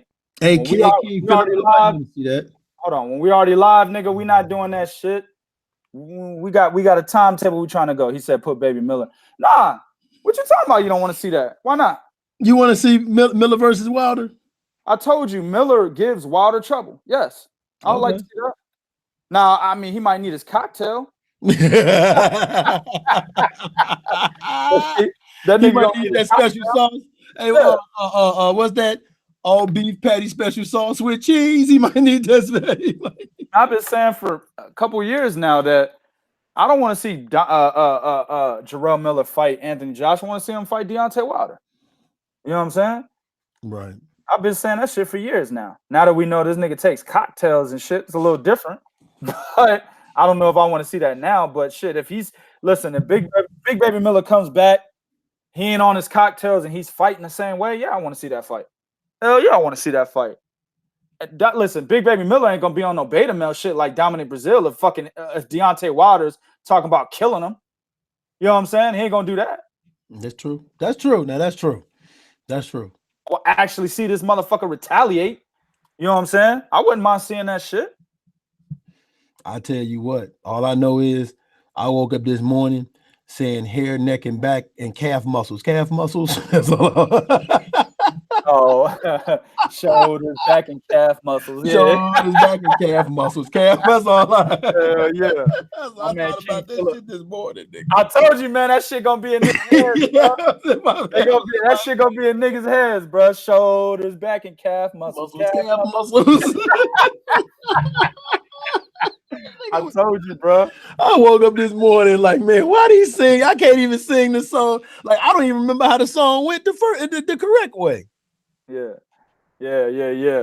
My man King Phillips said Big Baby Miller and Wilder is going to be trash talk at the highest level in boxing. Absolutely. They sell the fuck out of that fight. Niggas wouldn't even care that Big Baby Miller took a cocktail with like 37 different drugs. They wouldn't give a fuck because of the damn the buildup of this fight will be so fucking high. But look, Deontay Wilder wouldn't take this fight.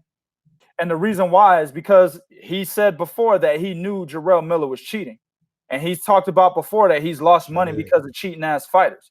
Three times. Three times. Povetkin, that another Polish cat, and then Ortiz, before he fought him the first time. Right. So he already said that, yeah, like Bo just said, he's lost money multiple times because of cheating ass motherfuckers. He's not gonna put himself in a position to lose money again. So he wouldn't even, I don't even think he would take that fucking fight, man, unless it was mandated. That's the only way he would take that fight. Yeah. You know what I'm saying? But nah, man, let me go on the chat, see what everybody's talking about. Larry D. Davis said, can't no heavyweight in boxing take that punch that Dominic Breazeale just got knocked out from Deontay Wilder. I disagree with that because Tyson Fury got up. Well, I'm going to say this. Everybody in boxing that he's fought, all of his, 41 opponents, 42 opponents, they all hit the canvas by that same shot. Now, you're right. Tyson Fury did wake up and get up. So he took it. You know what I'm saying? But everybody else, a lot of niggas got up and, took it, but ended up getting knocked out. But at the end of the day, you know what I'm saying? I think what Larry D. Davis is saying is that nobody can stay on their feet from taking that shot. I'll modify nigga comment a little bit. That's what he means. Oh no, yeah, I agree with that 100% because everybody that took that motherfucker didn't stay on their feet. Yeah, nobody did. You're absolutely right. Yeah, nobody stayed on their feet. They all dropped. You know what I'm saying? Yeah. King Phillips said AJ will get up. Hey, I'm gonna tell you something, man. Let me tell you something, man, because we cooking on here right now. Let me say something right now. I talked to my man Blake. Shout out to Blake, 3 Kings Boxing. My man was talking to me about Wilder hitting him with that punch. And he was saying, man, I just don't think AJ will recover from that. I said, one thing you got to understand is that AJ has already been through adversity getting hit by one of the hardest punchers in the heavyweight division, and that's Vladimir Klitschko, right? He was hit by Vladimir Klitschko, knocked down. He got up. It was one of them. It was Klitschko's best shot. Knocked him down. He got up and ended up knocking him out.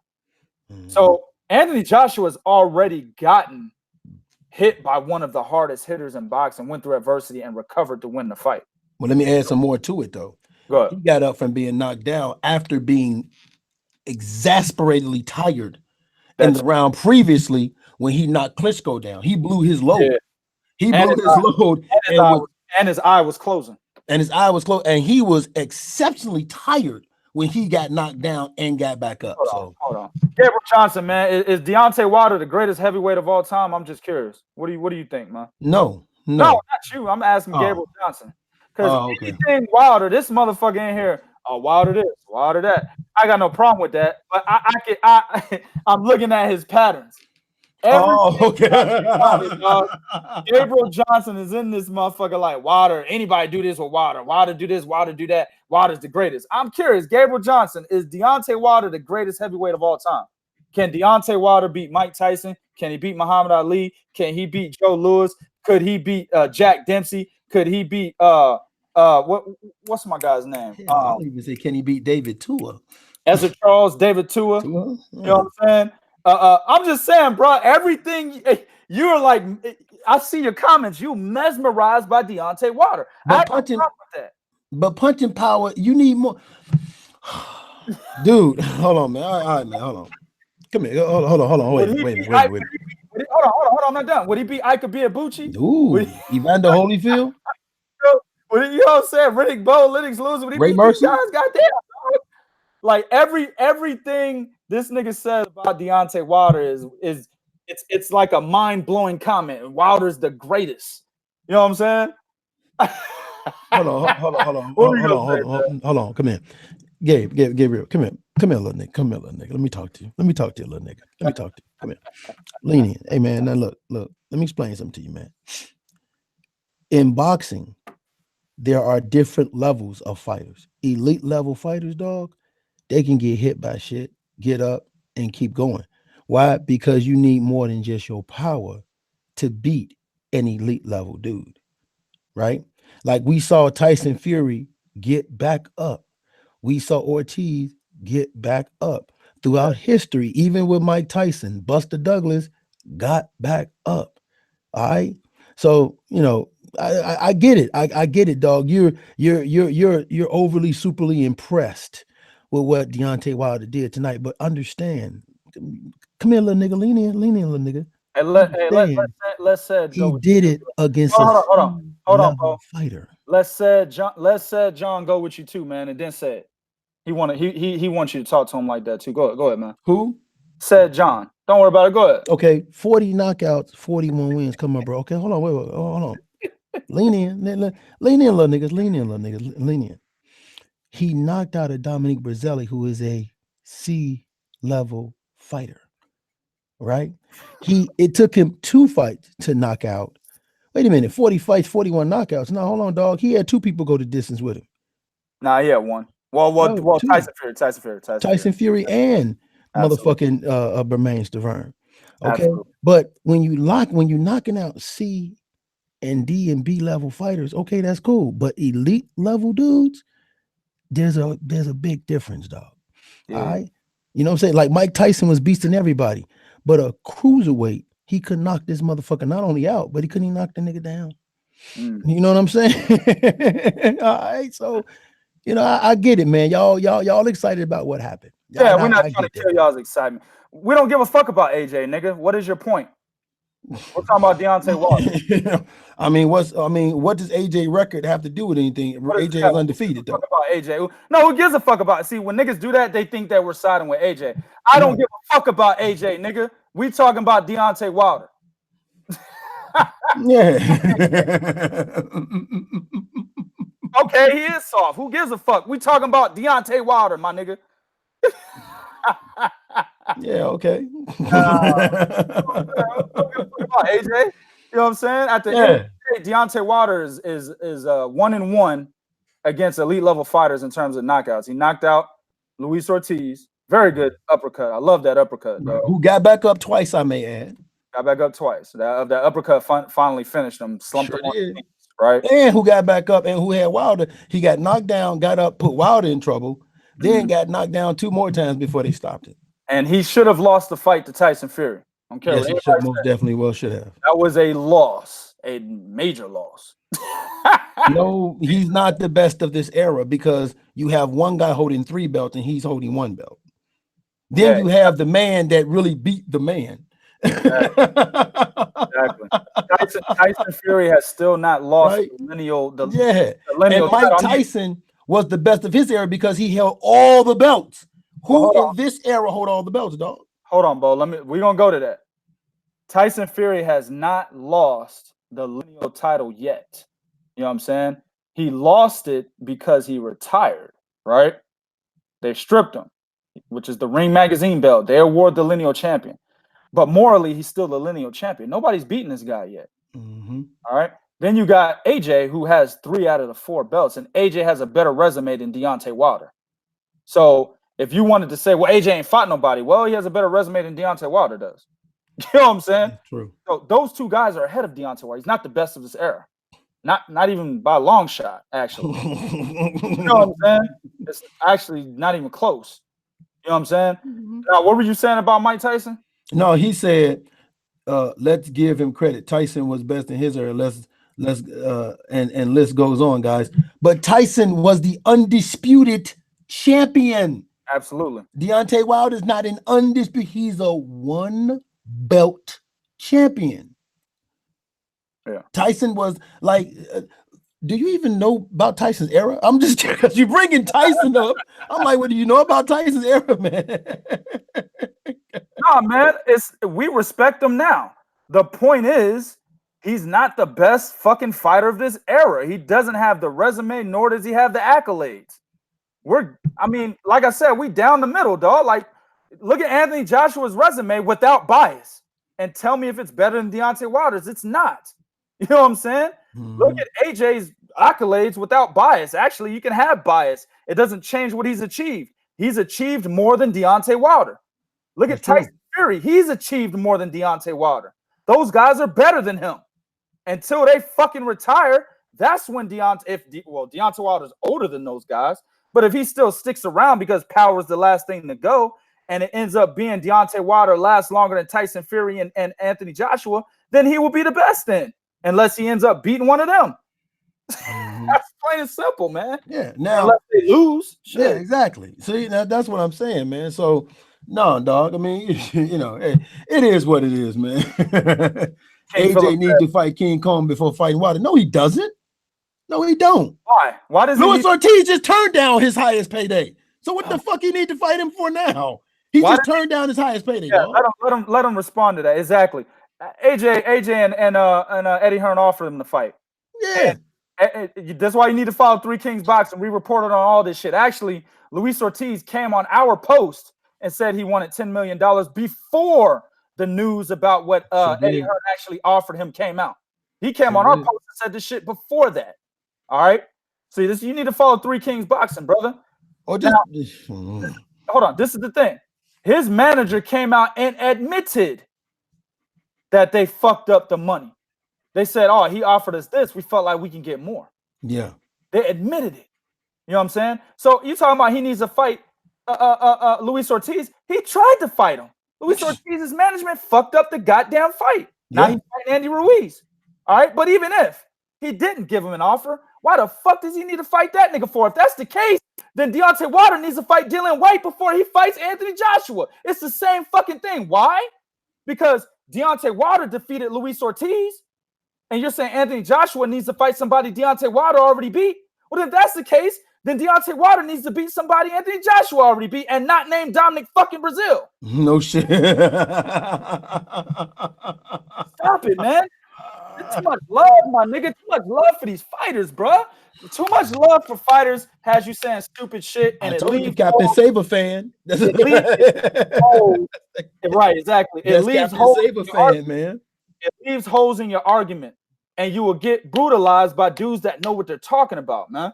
That's why we try to tell our fan base, don't get fucking caught up in fighters, man. Love the sport. Don't get caught up in the fighters, man. It's easy to do that. You know what I'm saying? Larry D. Davis said, what about an AJ fight and Luis Ortiz? I just explained that. Rewind it back about 10, 15 seconds, man. We just explained that. King Phillips said earlier that Usyk got the footwork to trouble Deontay Wilder. He also said Usyk. He also said Usyk has tools to beat AJ and Wilder, and Usyk better not be ducking in the heavyweight division. So you don't think he has footwork? Okay. Let me put it like this. He has the footwork. I just don't know how effective that would be when he's fighting way taller fighters with longer arm reaches and that power. Like, how hesitant will he be hesitant to try to commit to some of the moves he normally make to get inside when you got guys that tall with that arm reach and that kind of power punching at him? So, I mean, yeah, he has the footwork. He really, as a heavyweight, he definitely has the footwork to give anybody trouble. I just don't think it'll be as easy as a lot of people thinking, because you're talking about an Usyk who's 6'1", 6'2", versus guys Joshua 6'5" and Wilder 6'7" with that with an 83-inch arm reach and that power. So his approach would be different versus those guys. Now, Carlos Takam, Derek Chisora, Robert Helenius, and my man 2K boy Huggy Fury. Oh shit, man! That shit all day long. He takes them motherfuckers. Yeah. But like Tyson Fury, Anthony Joshua, and Wilder, nah, man. I think his approach would be a little bit different, and his foot, like, he's gonna need more than his footwork when you're talking about them guys. I need to see Usyk at heavyweight. Actually, next weekend would have been, his fight with Carlos Takam, but he had a bicep tear, had to pull out. I need to see him at heavyweight. I need to see him get hit at heavyweight. If he's at heavyweight and he's providing so much footwork and defensive ability where he's not getting hit, it's not enough for me to see if he can fight Deontay Wilder. I need to see Usyk get hit. You know what I'm saying? Not even just Deontay Wilder, AJ too. I need to see him get hit at heavyweight. I think he'll be okay. He fought at heavyweight in the amateurs, so I think he'll be okay. But I still need to see him get hit. You know what I'm saying? That's true. And once I see that, then I can make my assessment on whether or not he can fuck with the big boys at heavyweight. Usyk's a bad heavyweight in the amateurs is from what? They don't have a cruiserweight. They don't have a cruiserweight division. Right. So heavyweight in the amateurs, because remember they got super heavyweight in the amateurs also. Right, but it's still within the same weight limit. Right. I see heavyweight division now. So he's still fighting those big ass dudes, just not the super heavyweights. You know what I'm saying? Right. I see what you're saying. But I still need to, if he gets hit by some big hitters, guys with marginal power at heavyweight, and he's taking them, he eats those shots, then I can make an assessment and say, all right, this is how he would look against a Deontay Wilder or a Anthony Joshua. If I take that out and just look at Alexander Usyk and how he fights, man, I might as well favor him over those guys because he's smarter. He has more tools in the toolbox. You know what I'm saying? He does have superior footwork. Being in the heavyweight division, he'll have the best footwork in the division now. You know what I'm saying? He puts his punches together better than both of those guys. But at the same time, there's a lot that can be said. When you get hit, there's a lot that changes. You see what I'm saying? So even though he may have those advantages coming up from a smaller division, when he gets hit by Deontay Wilder or Anthony Joshua, things might change. You see what I'm saying? So I have to see how he takes getting hit by a big puncher before I say what he can do against those guys. But that's Larry D. Go ahead. Go ahead. No, I was just saying that's. Larry D. Davis said Tyson wasn't the best in his era. Evander Holyfield was. I half agree. The Tyson wasn't the best. The best was Lennox Lewis because he beat both of their asses. He was the last undisputed heavyweight champion we had. Yeah, it's Lennox Lewis. I think I would put Evander Holyfield over Mike Tyson, but it's Lennox Lewis. Yeah. So without a doubt. Lennox Lewis was, and then he like my man ain't coming. See, this is what happened when you fucking with niggas that know what they're talking about. He probably left. I mean, it is what it is, man. But like I say, we try to tell guys that follow this show, don't get wrapped up in the fighters, man. Real talk. Because when you get wrapped up into the fighters, and understand, I talked about this in the last podcast. If y'all are new here, go check out the other podcast. I told y'all, man, we talk boxing like how we play dominoes. You know what I'm saying?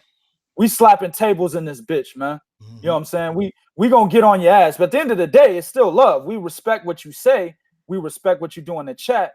But this is dominoes we playing right now. Yeah. You know what I'm saying? You come in this motherfucker saying some stupid shit, we gonna jump on you. You know what's funny?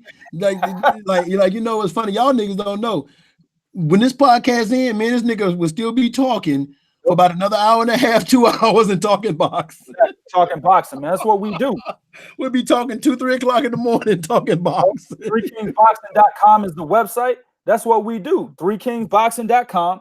We putting articles out 24/7. You know what I'm saying? We doing podcasts and shit. And then in between that, we talking boxing. That's what we do. Yep. And covering fights and shit. When we go to cover these fights as media, we talking boxing. We talking boxing. That's what we do. Breaking down fight. We sit at the table breaking down fights. Cats looking at us like something's wrong. Like, what are y'all doing?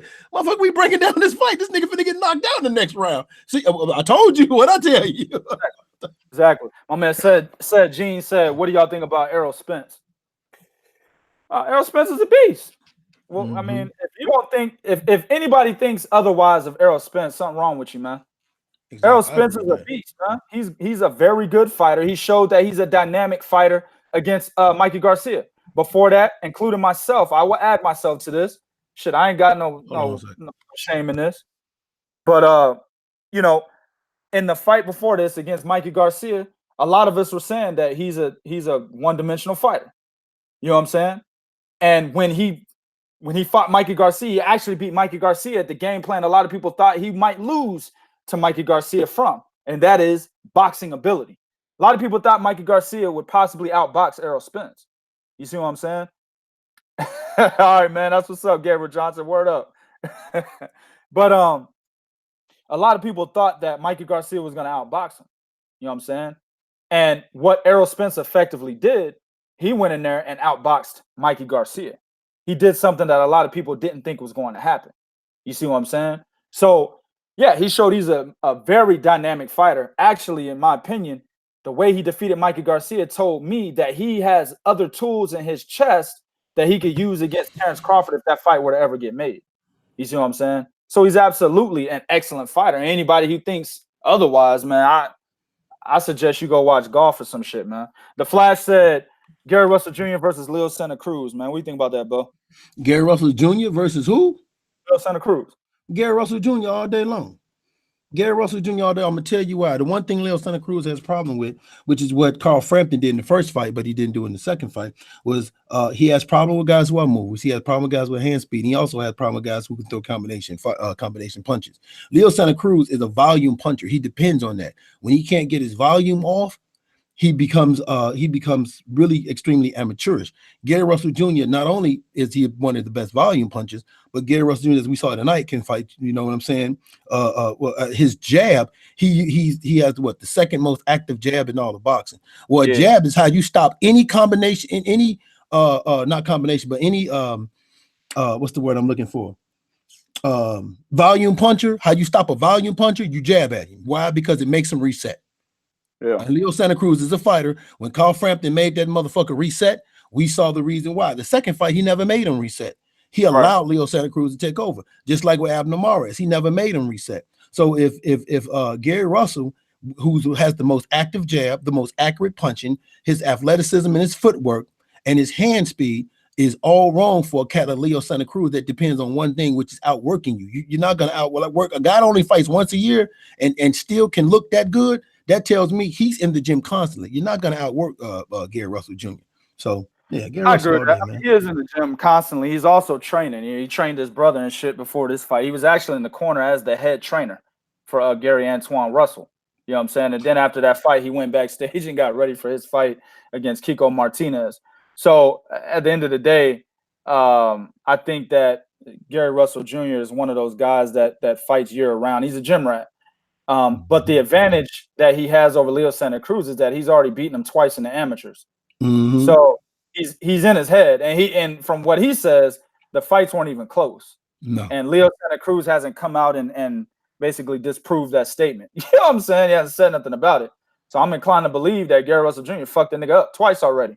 Now Leo Santa Cruz, the way he fights, he can get better at what he does, but he still has that same style. He's going to carry that same style from the amateurs into the professional ranks based on how he fights. So Gary Russell Jr., on the other hand, can be a little bit more dynamic based on his style. So I don't know, man. I like the fight. I got Gary Russell Jr. for sure. I got Gary Russell Jr. for sure too. Yeah, but I do like the fight. The volume of Leo Santa Cruz is very intriguing.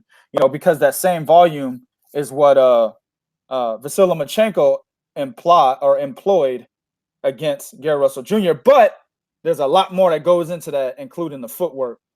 Well, I'm about to say, Vasily Lomachenko had that footwork and defense ability too. I'm not gonna forget that, bro. Come on, man. What'd you say? I'm not gonna forget that, man. Yeah. Come on, man. Expert, I got to get a point in because you killing it. You know, you didn't even get the point that I wanted to get. You interrupted the nigga with the wrong point. The point I was gonna say was that the footwork, him being able to keep Gary Russell Jr. inside that three-pointed triangle, right? Gary Russell Jr. was stagnant inside that triangle the entire fight. He was using angles at 3 points all around Gary Russell Jr. the whole fucking fight. It was ridiculous. It was embarrassing. You know what I'm saying? Leo Santa Cruz can't do that. So, yeah, I mean, it is what it is. It is what it is. Go ahead. No, I was just gonna say, you know what else that kind of that bothered me is and this is something I want to say to all fighters, right? Breazeale said he studied the Tyson Fury tape, on how to beat Wilder. You know what the problem with that is? You can't do what that motherfucker do. So why do you like people? When I see cats trying to do the shoulder roll, I'm like, you can't do that the way Floyd do it. Do it. Do like stop trying to do what another fighter do because you're not built to do that.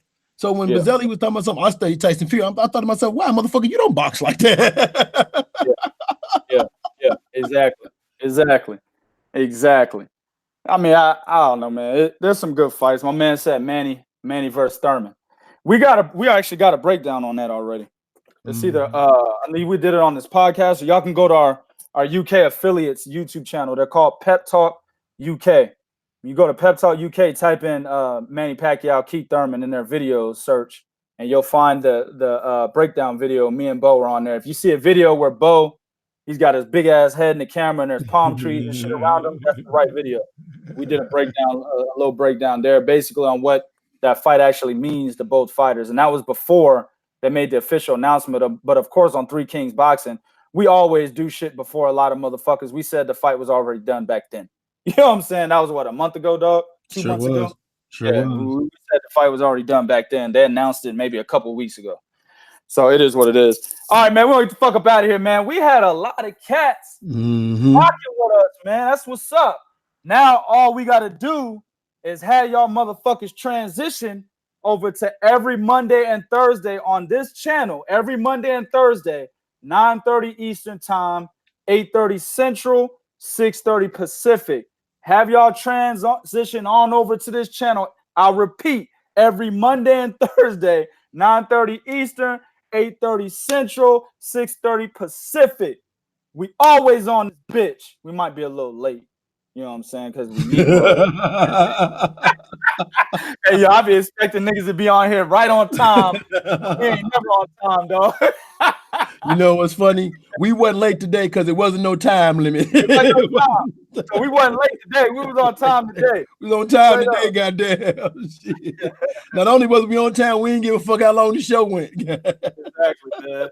But yeah, man, follow us, threekingsboxing.com. That is the website that we run. threekingsboxing.com. It's a boxing news and information website. We do a lot of news, but we do more informative pieces to let you guys know what's going on in boxing, who to talk about, who to look for next. We got a lot of interviews up there with top fighters, top promotional heads, managers, etc. We got a lot of shit on that website. We got a schedule on that website from boxing all over the world. Boxing scene, not boxing scene, BoxRec. When you go to their schedule, they got all these motherfuckers you don't give a fuck about. You know, Timbuktu is fighting Jean-Claude Van Damme. We don't give a fuck about that fight. They got a bunch of niggas listed on there. We put on there the fights that fucking matter. You know what I'm saying? A lot of dudes that you might care about from all over the world are on that schedule. So check that shit out. Also follow us on Twitter at 3KingsBoxing, Instagram at 3KingsBoxing, and Facebook. There's a lot of shit we put on Facebook. You know what I'm saying? That a lot of videos, a lot of things that we share on there that may not go on the website, and definitely go on Twitter or Instagram. Also on Facebook, we will actually go live from time to time to talk about shit, and it won't hit YouTube. So following us on Facebook is where it's at. Facebook.com/3KingsBoxing. If you're already on Facebook, all you got to do is type in @3KingsBoxing. The shit will pop up. Click on it. Hit the like button, man. That's where shit is popping. All right. My man Blake in the building. This nigga late in the bitch. Ooh, what up, 3 Kings? My man Jordan Whitehead. His name is Blake, man. We call him Blake.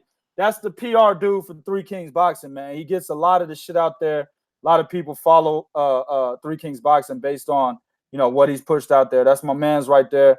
But everybody in the chat, I appreciate y'all being here. Again, I'll repeat it. Make sure y'all are here every Monday and Thursday, 9:30 Eastern Time, 8:30 Central, 6:30 Pacific. Follow us on Facebook, Instagram, Twitter. All right. Until Monday, we out this bitch.